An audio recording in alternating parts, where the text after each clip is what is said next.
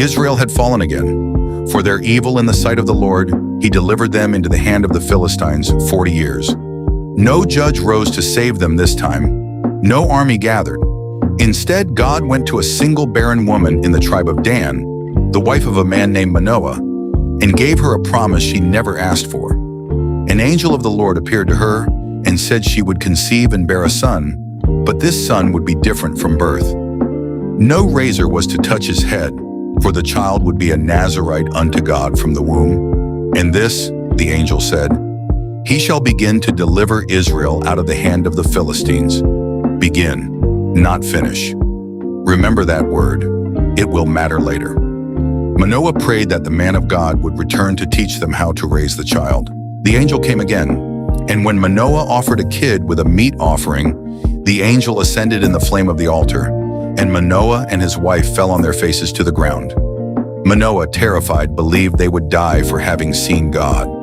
His wife reasoned they would not, because God does not accept an offering and reveal a promise, only to destroy the ones who received it. The woman bore a son and called his name Samson, and the child grew, and the Lord blessed him, and the Spirit of the Lord began to move him at times in the camp of Dan. A child set apart before he could speak, a promise sealed in fire. Everything about his beginning said he was meant for greatness. Would he live up to what God had already spoken over him? Or would the very strength given to him become the thing that unraveled him? The first crack showed early. Samson went down to Timnath and saw a woman of the daughters of the Philistines. He came up and told his father and mother, "Get her for me to wife." His parents objected. Was there no woman among his own people that he had to go to the uncircumcised Philistines? Samson's answer left no room for discussion. "Get her for me, for she pleaseth me well."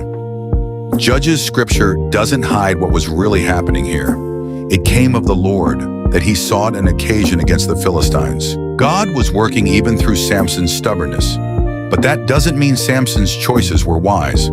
From his very first recorded decision, the pattern was already set. What he wanted mattered more to him than what he was warned about. On the way to Timnath, a young lion roared against him, and the Spirit of the Lord came mightily upon him. And he tore the lion as he would have torn a kid, and had nothing in his hand barehanded. No weapon.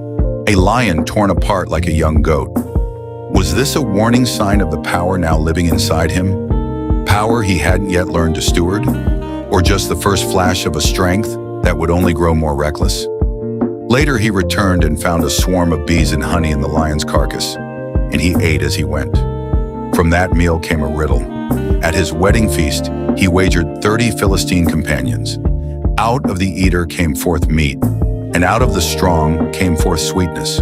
They couldn't answer it. So they threatened his new wife, "Burn thy father's house with fire, unless you get us the answer." She wept before him the 7 days of the feast until he told her. Unable to bear her pressure any longer, she told her people. And when the men answered his riddle just before sunset, Samson knew exactly what had happened. "If ye had not plowed with my heifer, ye had not found out my riddle." The pattern repeats before the story is even a chapter old. A woman weeps. Samson breaks. Information he should have guarded slips out anyway. The Spirit of the Lord came upon him again, this time in anger. He went down and slew 30 men of the Philistines, took their spoil, and paid the wager with dead men's garments. His anger burned so hot that he went back to his father's house without his wife, and she was given to his companion instead. The conflict escalated from there, not because Samson sought peace, but because he never seemed to look for it. When he learned his wife had been given away, he caught 300 foxes, tied them tail to tail with firebrands between them, and burned the standing corn, vineyards, and olive groves of the Philistines to the ground. In retaliation, the Philistines burned his wife and her father with fire. Samson smote them hip and thigh with a great slaughter, vengeance answering vengeance, again and again, with no one able to stop the cycle.